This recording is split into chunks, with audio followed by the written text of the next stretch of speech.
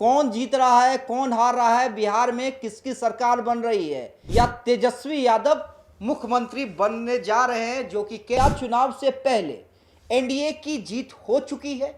उपेंद्र कुशवाहा रूस जाते हैं कि भाई हमसे महुआ सीट कैसे ले लिया गया, चिराग पासवान के खाते में कैसे दे दिया गया। लेकिन अमित शाह के पटना आने के बाद देखिए तमाम विरोध शांत हो। जो लोग नाराज होकर दल छोड़ रहे हैं या निर्दलीय नामांकन कर रहे हैं, उन्हें मनाने की कोशिश ही नहीं हो रही है।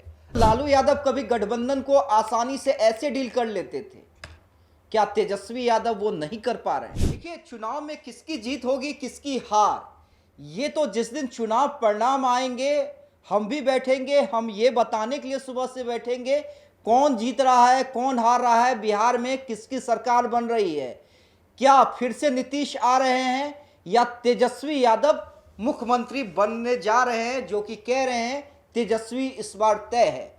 लेकिन चुनाव से पहले भले ही देखिए ये आरोप लगाते रहे हैं जो विपक्ष के समर्थक हैं, आरजेडी के समर्थक हैं, कि जब भी आप एनडीए के पक्ष में बात कीजिएगा तब आप गोदी मीडिया हो जाइएगा। लेकिन देशवा के बारे में हर कोई जानता है कि हम हर के पक्ष में बात करते हैं और जब जो जहां गलत होता है उसके विपक्ष में बात करते हैं। लेकिन क्या चुनाव से पहले, और यही हम कह रहे हैं कि क्या चुनाव से पहले एनडीए की जीत हो चुकी है रणनीति के मामले में? जी हां, बात रणनीति की है। देखिए क्या हुआ, एनडीए में जिच दिखा जब सीट शेयरिंग की बात आई। सबसे पहले चिराग पासवान मुंह फुलाते हैं, कहते हैं कि भाई जब तक मंत्री हूं मंत्रालय का काम करने दीजिए। बीजेपी प्रेशर में आती है, चिराग की बात मान ली जाती है, सीट शेयरिंग का ऐलान हो जाता है। फिर नीतीश कुमार जब नाराज होते हैं कि भाई मेरी सीटें चिराग पासवान के खाते में कैसे चली गई, तो रातों रात बड़ी बैठक करके संजय झा के आवास पे नीतीश कुमार की सारी नाराजगी दूर कर दी जाती है। उपेंद्र कुशवाहा रूस जाते हैं कि भाई हमसे महुआ सीट कैसे ले लिया गया, चिराग पासवान के खाते में कैसे दे दिया गया।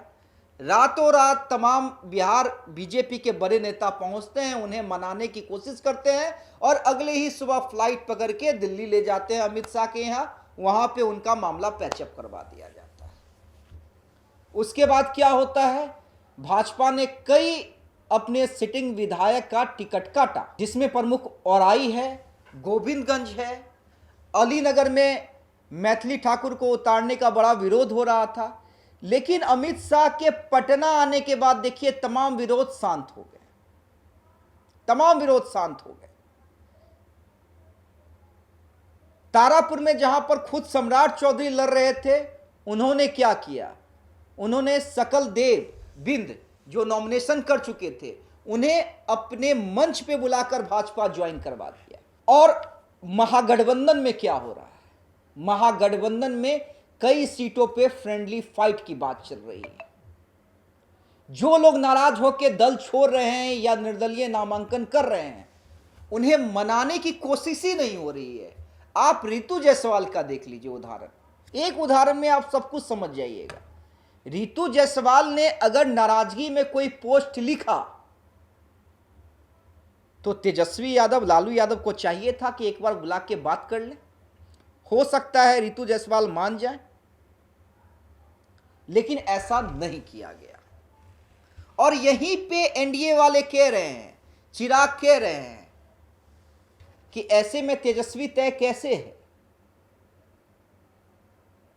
पप्पू यादव अलग नाराज चल रहे हैं, जो उनके साथ धक्का मुक्की हुई वैशाली में नामांकन के दौरान। कांग्रेस आरजेडी के अंदर खाने बन नहीं रही है, बस ऊपरी ओर से दिखाया जा रहा है कि ऑल इज वेल है। तो ऐसे में सवाल तो है कि क्या चुनाव से पहले, मैं फिर कह रहा हूं, हो सकता है इस चीज को तेजस्वी टैकल कर ले, लेकिन क्या रणनीति के मामले में तेजस्वी यादव काफी पीछे चले गए हैं? जो लालू यादव कभी गठबंधन को आसानी से ऐसे डील कर लेते थे, क्या तेजस्वी यादव वो नहीं कर पा रहे हैं?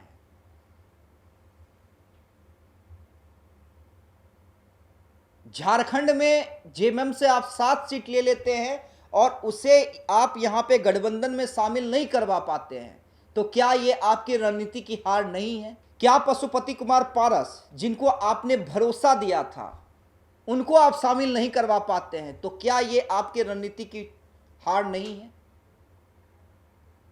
देखिए, कई फ्रंट पे तेजस्वी यादव और महागठबंधन वाले हारे हैं।